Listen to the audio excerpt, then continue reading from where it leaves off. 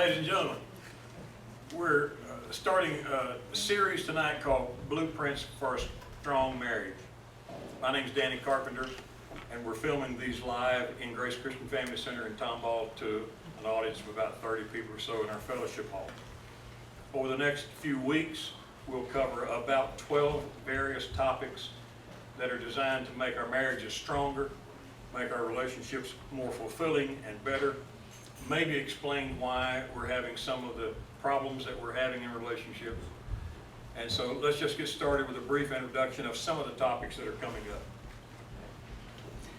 Tonight we'll talk about how you chose the person you're married to, the selection process, especially if it's your first marriage. We may also talk briefly about how you chose your second and third ones, but we'll probably cover enough talking about how you chose your first one that the pieces of the puzzle will start to fall in place. And then the second session tonight will be about the rules of argument, value, what an argument is designed to be, and why it's all right to have them as long as you understand what they are and how to employ the tactic. And then we'll talk about personal habits and sexual intimacy, family relationships, religious values, financial strategy. All of those we've labeled the pillars of, because it's on those 5 pillars that every conflict in your marriage will occur, or every strength will occur.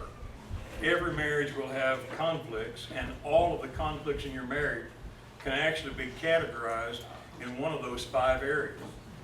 So when you master the problems that will occur in those 5 areas, then you have mastered the art of marriage. Then we'll talk about the other woman, one special section just about the other woman, because she is a common phenomenon. We may also talk about the other man, because it is more common now than it was a generation ago for the woman in the marriage to find the other man. But there is a certainty about the other woman coming into a man's middle years. Sometimes he knows it, his wife knows it, sometimes they don't, but it is a certainty. And there are reasons why. And then we'll talk about commitment beyond your vows of marriage, and we'll wrap up with a statement about the golden years of marriage. Not necessarily the olden years, just the golden years of marriage. So let's talk about the selection process. How did you choose the person that you chose to marry? And it starts with a simple thing, and that's just your taste. Everybody has a different taste. You can tell somebody who you're engaged to because you think that person hung the moon, and then you can find out later your friends thought she looked horrible. They thought he was a loser. It doesn't really matter what others think about your spouse or your spouse to be. We choose based on our taste. A friend of mine once was so proudly engaged, and he was flashing a picture of his fiancee around to a handful of minister friends, and all of a sudden one minister kind of froze when he saw the photo, and he said, "This is your fiancee?" And he said, "Yeah, why?" And without thinking, he just said, well, the way you were describing her, I thought, and then he realized he was fixing to insult her image, and he was saying out loud what a few of the rest of us were thinking. The guy was bragging on her, and we saw a photo, and we were a little awkward. We didn't know what to say. You get the point. Don't make me say she was ugly. All right, I'll say it. She was ugly, but she wasn't to him. It really doesn't matter. You don't choose a spouse by asking other people what they think about him or her, and you don't choose by how others think they look or anything. You choose according to your taste. That's how the world survived. That's why there are so many of us married to so many different kinds of people. Our taste is the only thing that really matters. But in that concept of taste, you have to keep a couple of things in mind. Men, when we talk about a man's taste, men can't really remove the fact that they're sight motivated from their choice. And women can't quite remove the fact that they're feelings motivated. Men respond more to how someone looks first. Women respond to how they make them feel about themselves. It's just part of Call it sexist if you want to, but it's a part of the difference in our makeup. We don't always respond to people the same across the section. When we say a man is sight motivated, we mean that he will choose someone that he thinks is good looking. So if you've been chosen by a man, he thinks you're beautiful. And a woman will choose someone who she thinks makes her feel good. So you at least on the wedding day made your wife feel good up to that point. What we do after that, however, is not always guaranteed. We lose our looks, we lose our manners, and then the conflicts, as the old jokes that are passed around on Facebook say, and then the fight begins.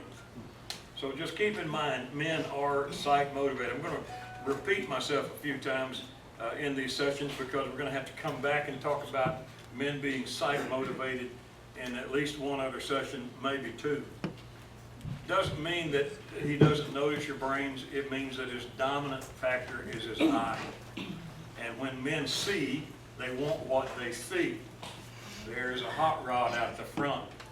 And when you pass by it, if you're a man hot rod lover, you probably wanted it. And you can't have it because it's Howard's. Well, you might for about $17,000. But other than that, you won't have it. And it's humorous if I say that about a car.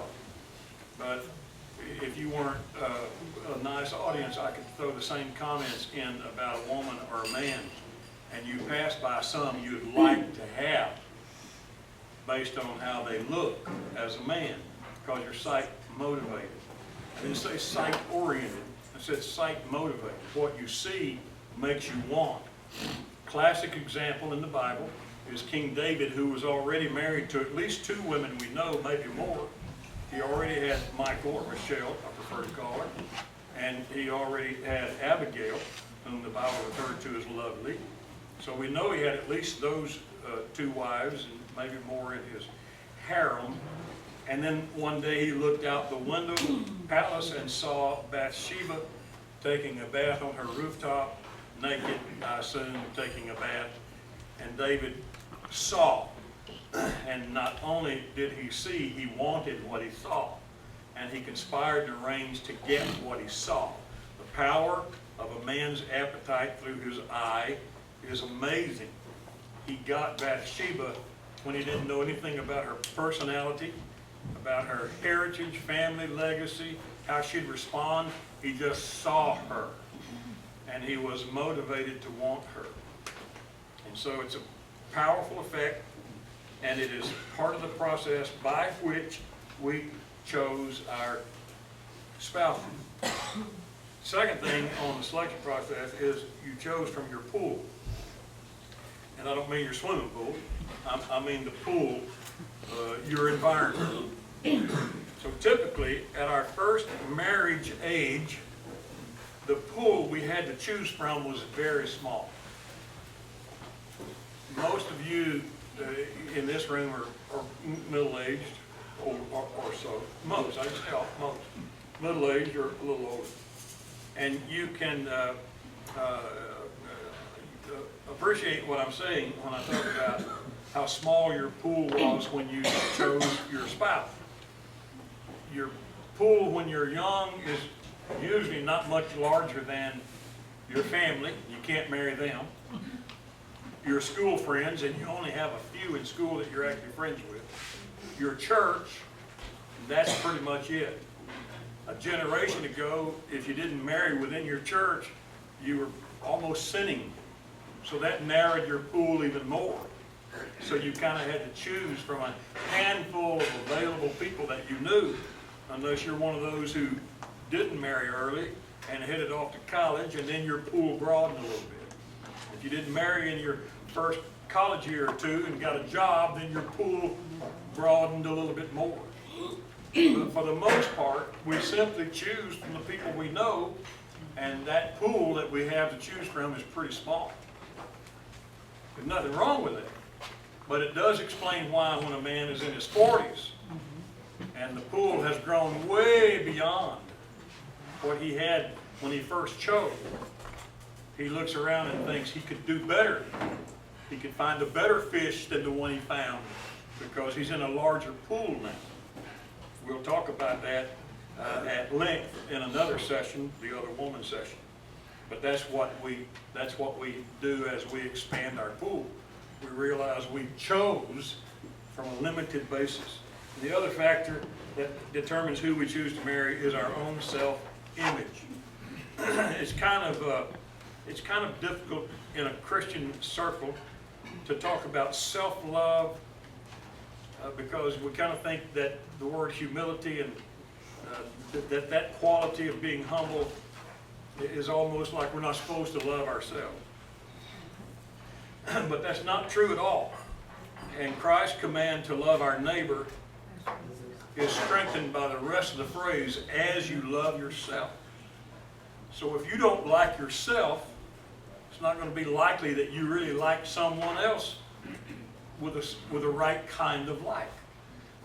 If you've never learned to respect and appreciate you, if you've never learned to look in the mirror and like the person that looks back at you without being vain, without being empty-headed about it, I don't mean, sticking your chest out in your mirror and saying, look at me, I'm a stud. I mean looking in your mirror and realizing I've been honest with everybody. I have no enemies today that I know of. I don't have to apologize or backtrack on anything. I like the person I have become.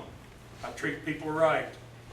I think the right kind of thoughts. I resist temptation. I like me. When you like you, then it's easier for you to like someone else. So just grasp this with me for a second.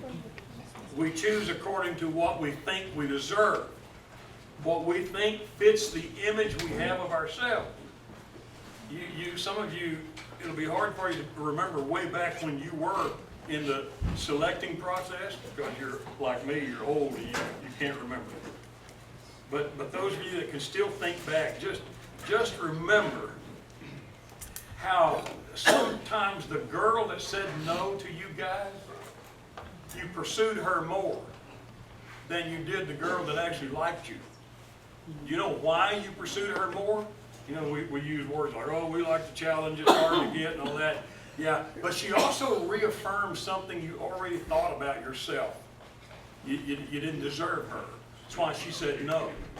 So she kind of reinforced your negative self-image. And instead of being put off by that, you actually like that because she knows you. You didn't deserve her. We use little phrases all the time. We say, married above his station. What does that mean? You stepped way out of your class to get her or him. But you understand where that comes from?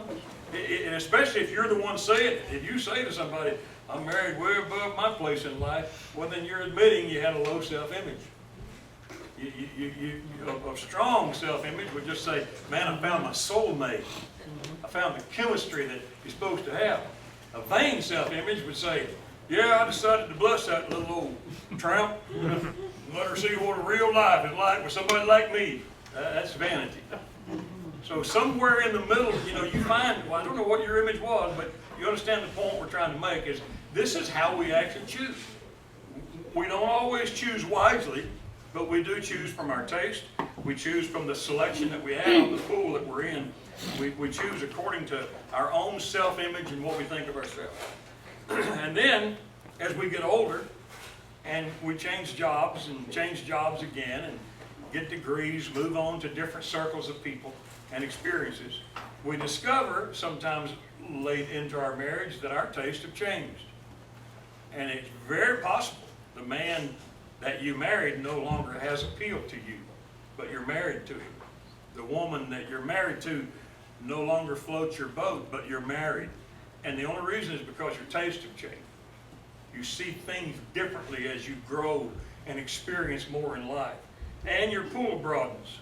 You get to compare your husband or wife to other people you meet and see, and you realize yours is a loser. Yours is struggling. Yours has a vain problem or a personality problem, or yours is too depressed, or yours is too controlling, or yours is too whatever. How do you come up with all that? Because you have something to compare to now. You meet friends who are in their 40s and married to men, and you share notes about those men, and now you have something to compare or contrast yours to. And certainly the older and more experience you get, your self-image changes. But you got to remember, your spouse was chosen from that previous selection process. So, if you change, and change together, and then choose to stay together, you're only going to do it because you learn how to embrace your spouse, how to love, and how to control your emotional appetite. Even if you come to think that your spouse is not the kind of person you would choose to marry today, and there are people, I used to pass out when couples would come in crisis, I used to have questionnaires for them to fill out. One of the questions on the forms that he and she would fill out was, if you were single today, would you marry the man or woman that you're married to now? Almost always when a couple's in crisis, they would say no. And I'd have to promise them and reassure them, your answers won't be seen by your spouse. And then when they know they're not going to be seen, they'll check on that. No. I actually had a woman one time write, checking the box was not enough. She wrote, absolutely not! Exclamation point. I knew we were probably running out of hope in that relationship. But even if you come to think that your spouse is not the kind of person you would choose, because your tastes have changed, your pool is bigger, your self-image has changed, you can still stay together, love together, embrace together. You just have to learn how to make it work. And that's what we're going to try to talk about. We're going to start by telling you how to argue the right way, how to argue healthily. That concludes the introduction and the selection process, so try to find lesson number 2 on the value of the argument.